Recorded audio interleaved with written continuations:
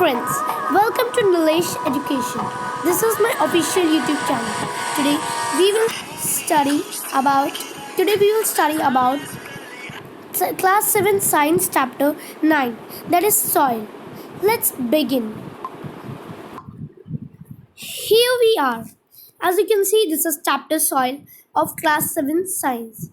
Soil is one of the most important natural resources. It supports the growth of plants by holding the roots firmly and supplying water and nutrients. So, this line says that soil is one of the most important natural resources, and it helps in maintaining the grip of the plants and their roots to the soil. And it is also the home for many organisms. It mentions that soil is essential for agriculture. As now, all of us know that agriculture without soil cannot take place. So, and thus, agriculture provides food, clothing, and shelter. Soil is thus an inseparable part of our life. The earthy fragrance of soil after the first rain is always refreshing.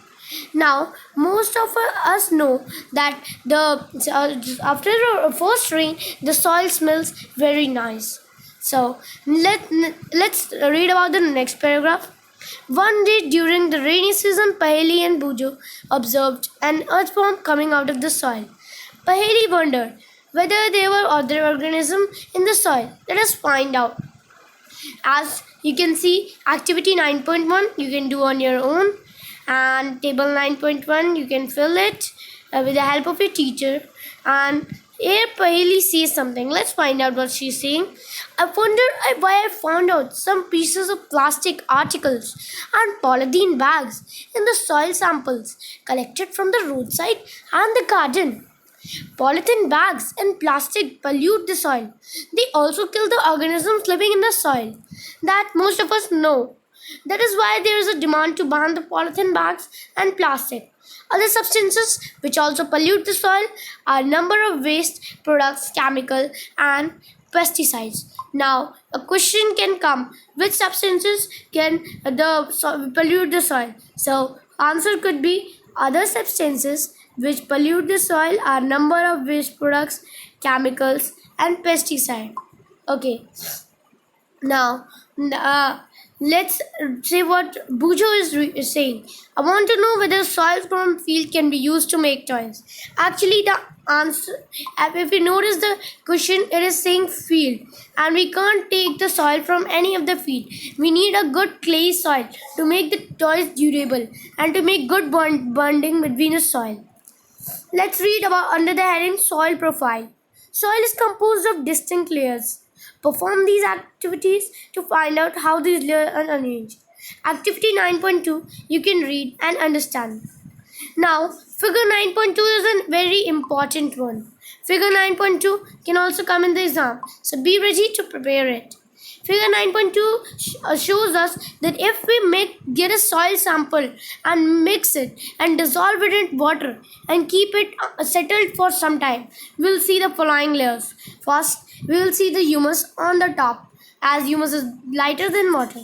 Then we will see the water followed by the clay, then the sand, and at last the gravel. Now, this is very important, so you must learn this. Next, we will learn the definition of this humus. It can be asked in the exam, what is humus? So if it is asked, so you may write the rotting dead matter on the soil is called humus. The rotting dead matter on the soil is called humus. Now, most of us know that soil is formed by erosion or breaking down of rocks by the action of wind, water, and climate. This process is called weathering. So, if you are asked what is weathering, you can write the formation of the soil by breaking down of rocks by the action of wind, water, and climate is called weathering. So, the nature of any soil depends upon the rock from which it falls. So, it can be asked in the exam. The nature of the soil depends on which factors. So, you can write the nature of the soil depends upon the rocks from which it has been formed and the type of vegetation that grown is in it. Next, it can be asked about the different definition of the soil profile. So, you may write a vertical section through different layers of the soil. Layers of the soil is called what soil profile. Each layer differs in feel or texture, color, depth, and chemical composition. So these layers are referred to as horizons. Soil profile provides nutrients to the growing plants. This layer is generally soft, porous, can retain more water. It is called the topsoil or the A horizon. You must remember this, topsoil or A horizon. Here it is written something. Let's read it. Usually see the top surface of the soil, not the layers below it. If we look at the sides of a recently dug ditch, you can see the innermost layer of the soil. So let's skip this paragraph. I don't see something very important in this which can come in the exam. Let's see here. Here we get to know about the horizons of the soil, including the bedrock. Now here is the A horizon. In the exam, it may be asked what is the importance of the A horizon. If it is asked so, then you must write the A horizon is very fertile. The A horizon is very fertile and contains humus. And if they ask the importance of B horizon, you may write that B horizon contains mainly mineral constituents. Then they may also ask the other name for C horizon. If they ask it, you can write parent rock. C horizon is also known as parent rock. And sea horizon is a collection of lumps of water. It is used to seep in groundwater. Now bedrock. Bedrock is the layer of the unweathered rock which lays down the sea horizon. It slowly weathers down, forming the sea horizon. So as you can see, the soil profile diagram is very important. Please learn it. The next here, I don't think I find anything important. Let's skip it. Let's get back to soil types. As you know, weathering of rocks produces small particles of various material. This includes sand and clay. So, if we ask the definition of the soil, what is soil? You may write this definition according to the NCERT book, class 7. The mixture of rock particles and humus is called the soil.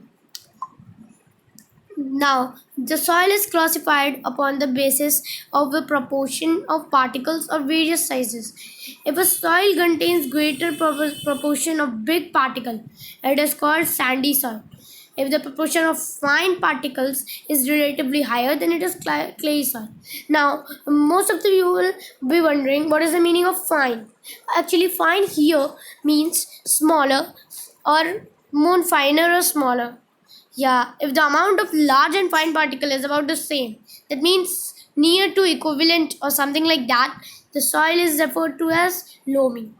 Thus, the soil can be classified as three types, which sandy, clayey, and loamy. Now, the size of the particles in a soil has a very important influence on its property. Sizes of particle influence on the properties. Sand particles are quite large. They cannot fit closely together. There are large spaces between them. These spaces are filled with air. We can see that sand is well aerated. So you can read on sand for you. I'm just giving a brief information. In clay, we can see that the particles are very finer. And there is less space between them, and it is the highest percolation rate and the highest water retaining capacity. Water retaining capacity means water holding capacity. Water can be held in tiny gaps between the particles of clay. So clay has little here, but they are heavy. The best topsoil for growing plants is loam. Loamy soil is a mixture of sand, clay, and other types of soil particle known as silt. Silt is, as most of us know, silt is a deposit in the river beds. As the river flows through, it washes off the shores and deposits the shores, all the material and the soils on the shores. Here, now we'll come to know about the percolation rate. What is percolation? Actually, the percolation is the term referred to when the time taken for water to seep through a specific soil is known as its percolation rate. So here it is an activity. You may read it on our own, activity 9.4. And here in exam you can be asked population rate of any soil formula, or they may give you values and you have to do it. Formula is given here, you may ask, and here is an example. Study it carefully and see. For the formula is population rate. The units for population rate is ml per minute. Formula is amount of water ml upon population time is equal to population rate. Therefore, here suppose it's a certain sample that it took 20 minutes for 200 ml to percolate. So rate of percolation will be 200 ml upon 20 minutes. Not understood. See, I told you the percolation rate is amount of water upon percolation time. So 200 ml upon 20 minutes is equal to 10 ml per minute. Here the activity 9.5 you can do it on your own. Now this diagram I think is somehow important. Figure 9.6, study it. It's a simple diagram. It is just labeling removing how to remove the process moisture from the soil. Then here is an important point hidden in this paragraph.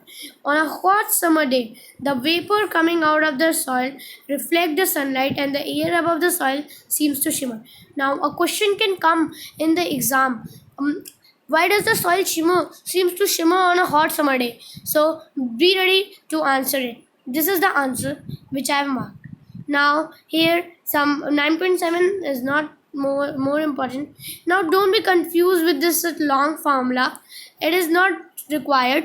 Actually, if you have to find the absorption of water in the soil or the water content in the soil, you just have to first take the soil and heat it until the all the moisture in it evaporates out. Then you have to again wait, and then you have to subtract the current weight from the earlier weight from the soil. The result which will come out will be the moisture content of the soil. Now here in the blue box you can see that the two measurement units of mass, gram and kilogram, and a mass of 1 kilogram weighs 1 kilogram weight. So let's see here, what is it? Percentage of water absorbed is the same things. Soil and crops. Different types of soil are found in different parts of India. In some parts is clay soil. Yeah.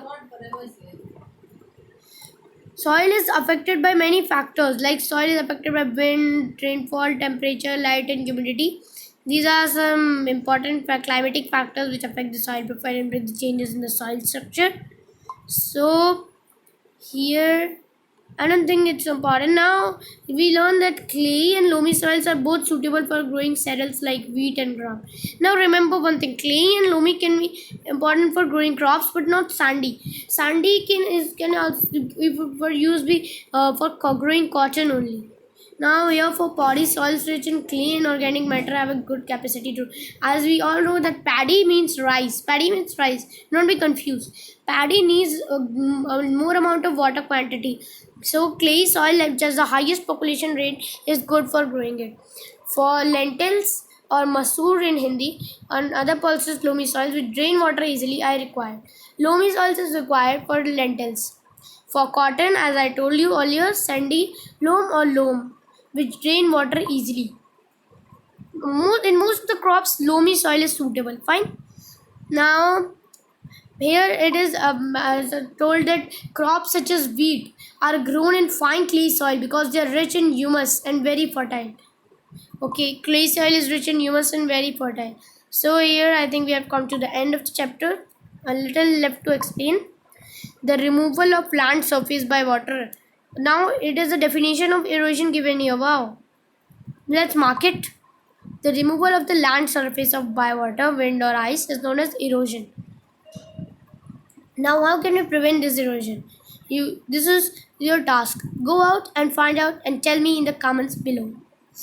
Here you have to study this what you have learned. This is quite a nice bit of notes for the exam. Now exercises, I hope you can do it on your own. Here you study this column. It can also come. Did you know of every chapter? Please a special like for this video, subscribe to my channel